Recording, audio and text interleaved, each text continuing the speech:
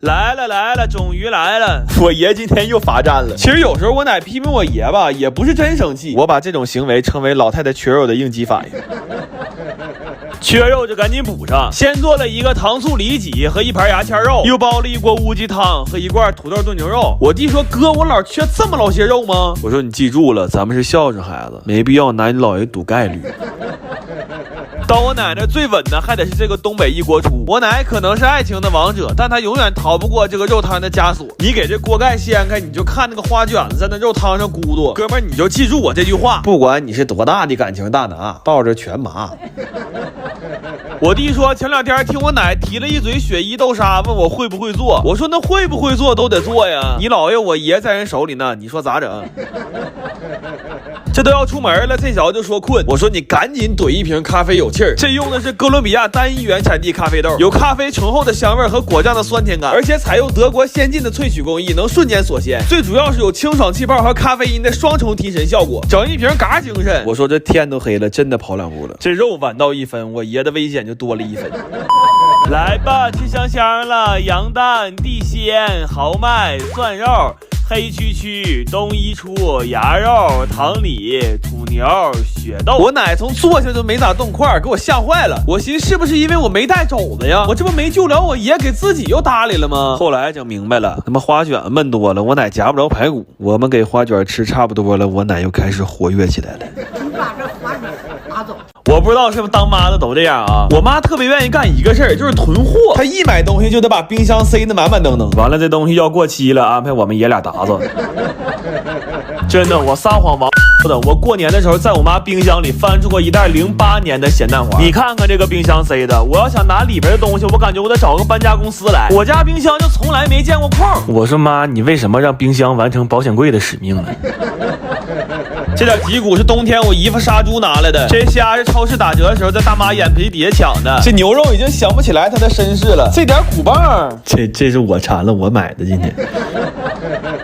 但我真没想到，我妈囤的最多的是这个安井手抓饼。我寻思她要开早餐店了呢。她说这个牌子可是速冻食品行业的龙头企业，这都是在别人直播间挤破脑袋抢的。这饼外皮酥脆，内心软嫩，烙个韭菜盒子、馅饼啥的都不用自己和面，主要操作非常简单，特别适合我那生活不能自理的爸。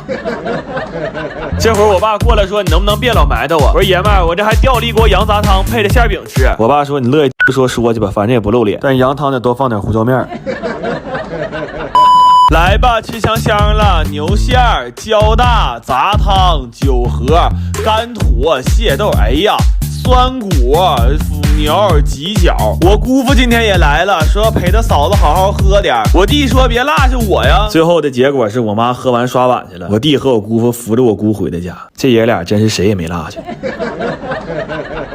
我最近特别想吃夜市卖的铁板大鱿鱼，但是每次我去吃都需要排很长的队，所以我干脆买了400斤鱿鱼回来。我打算做点铁板鱿鱼的半成品，这样以后想吃别说排队，我连门都不用出。但是做之前我真没想到，一个这么常见的吃的收拾起来居然这么繁琐。我们需要先撕掉鱿鱼板的这层膜，然后分开哪些是能吃的，哪些是不能吃的部位，还要再把吸盘上的软壳撸掉。关键收拾这玩意儿不能着急，因为它眼睛会爆汁儿，这里的墨汁要是喷到身上，那着实是不太好洗。就这玩意儿啊，极容易洗着洗着就给自己洗成限定皮肤了，整不好可能还是个永久款。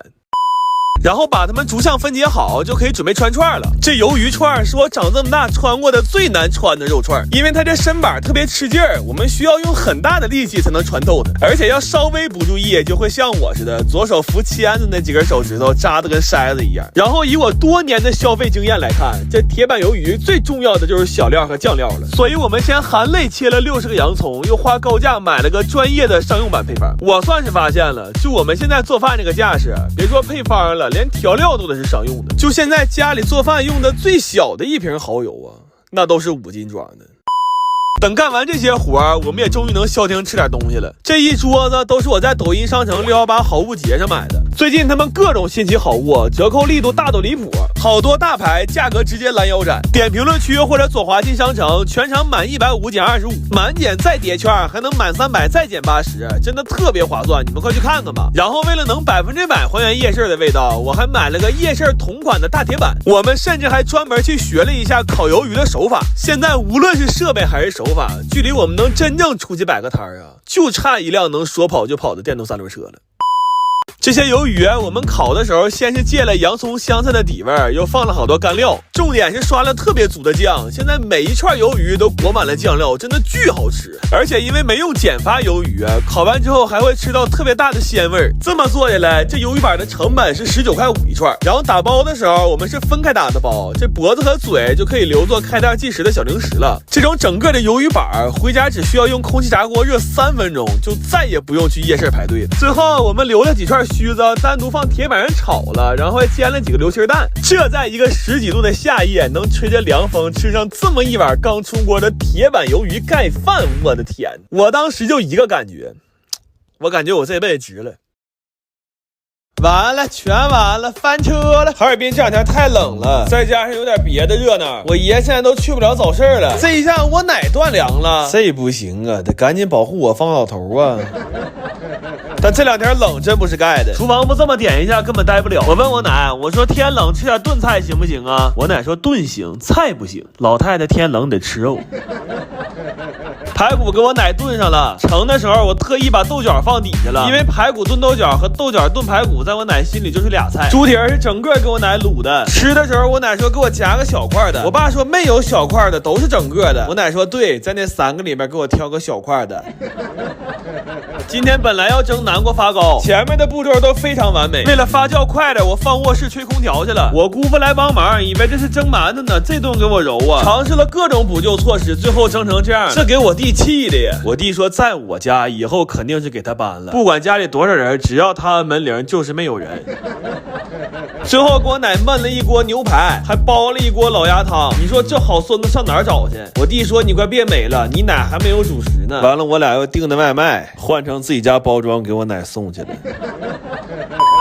来吧，吃香香了，外包卤蹄儿、笋腿、鱼香蛋、京丝儿、排饺、螺丸、蒸宝、红牛、鸭汤。后娘打孩子又是一顿。我弟就怕露馅，坐那就开始吃，这一张干豆腐卷一个菜，眼瞅就干豆腐卷干豆腐了。等我奶的牛排吃嗨了，还真没发现什么端倪，他就觉得这包子馅有点小，告诉我俩说你俩下回注意啊。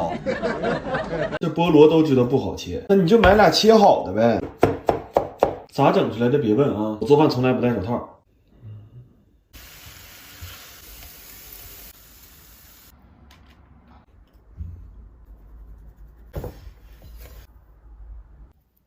第一个失败了，他妈哪个是桂花的呀？这摆的咋这么难受呢？你这他妈更难受了。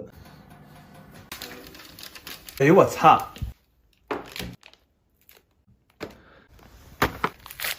是不是又抠搜的？没舍得放桂花？桂花嘛100多一斤，这份没放桂花，给你对象带回去了。在外地呢。那晚上我请你吃点饭呢。我也没别的意思，咱俩这不也好长时间没聚了吗？真没有别的意思啊，就是想聚聚。